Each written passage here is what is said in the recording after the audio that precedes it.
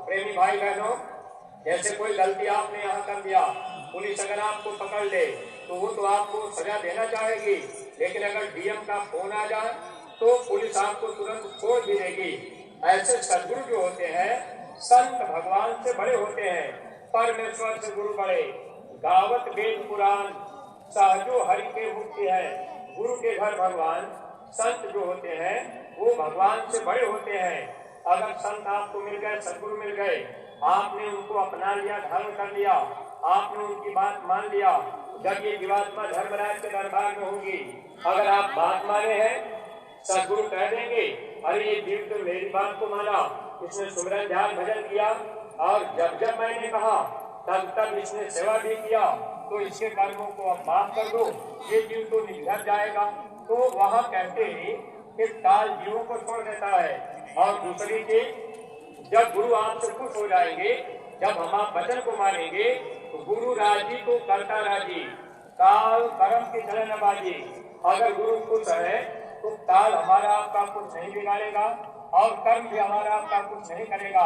अगर गुरु की बात हम आप नहीं माने, सत्संग में हम आप आ गए, जाकिर भी हम आप पहन लिए, गुरु की बात नहीं माने, तो कर्मों का फल भोगना पड़ता है। स्वामी जी महाराज ने एक बार कहा, ये बीमारियां कर्मानुसार आती हैं।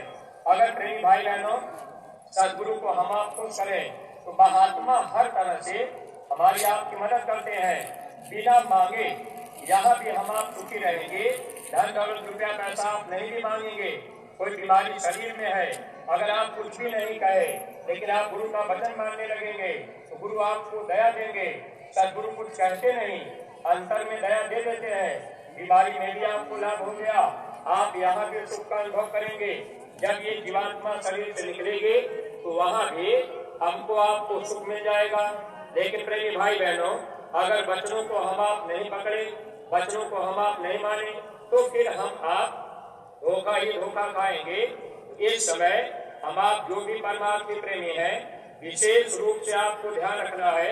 हम लोगों को गुरु महाराज मिल चुके हैं और बराबर पूज्य महाराज जी काफिले निकाल करके निरंतर हमारी आपकी सेवा यहाँ वहाँ खर्च कराने की कोशिश कर रहे, इसलिए परमार्थ बन जाए।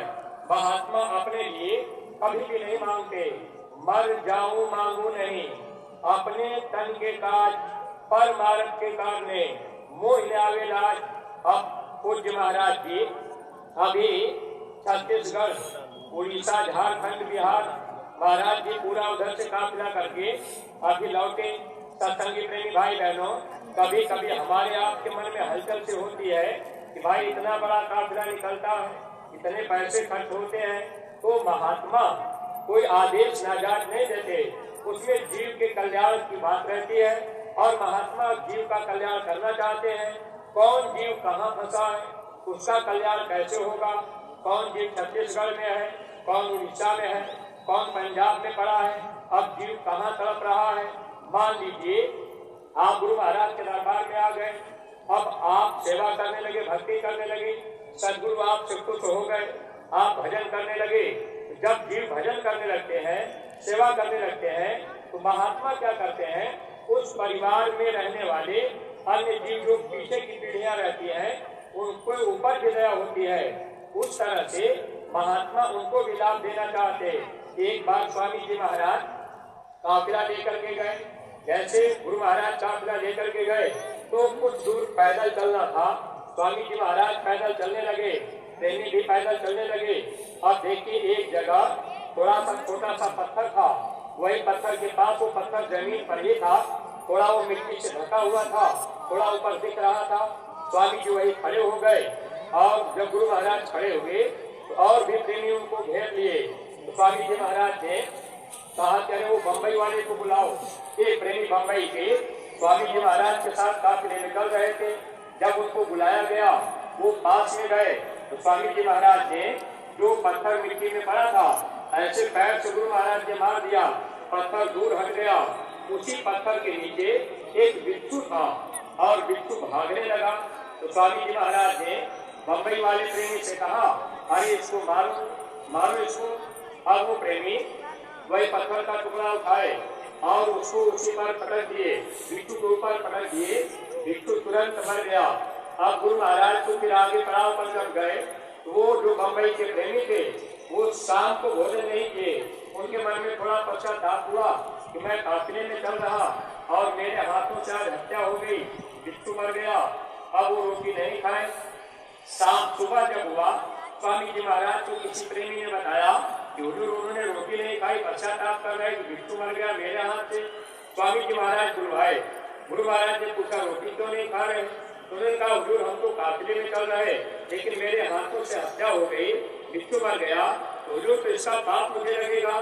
स्वामी जी महाराज ने कहा बच्चा अरे पाप नहीं लगेगा, तुम नहीं जानते वो कौन है। स्वामी जी महाराज ने कहा वो तुम्हारा बाप था, यहाँ पड़ा हुआ था, तकलीफ उठा रहा था, अभी न जाने कितनी तकलीफ उठाता, लेकिन तुम काफिले में चल रहे, तुम अपना धन खर्च कर रहे, तो मुझे दया आ गई, तो मैंने उसका भी कल्याण चाहा। परिवार के प्रेमी भाई बहनों, जब जब काफिला निकले तो आप लोग ये ध्यान रखा करिए, जब आपको खबर मिले जिले के जिम्मेदार ब्लॉक तहसील के लोग आपको बता दें तो आप अगर ये कहेंगे अरे भाई अभी आपने सेवा किया था अब फिर तुरंत पैसे दे दें, तो परिवार के प्रेमी भाई बहनों यहाँ पर नुकसान हमारा आपका होगा, क्योंकि हम आप काफिले में जाकर अपना तन धन नहीं खर्च कर पा रहे। अगर हम आप ये नहीं कर पा रहे, अपने घर परिवार में ही रुक गए, तो कम से कम इतना तो कोशिश करें जब कभी कोई आदेश हो जाए तो उसमें हम आप अपने सामर्थ्य के अनुसार कुछ न कुछ सेवा लगा दें। परिवार के प्रेमी भाई बहनों, तब तो महापुरुष हम जीवों को बचा लेंगे, परमात्मा बन जाएगा, लोक और परलोक दोनों का हम आप सुख पालेंगे। अगर सत्संग के वचनों को नहीं समझ पाए, मथुरा आते जाते रहे, गुरु आदेश से सेवा नहीं कर पाए, अपने खान पान रहन सहन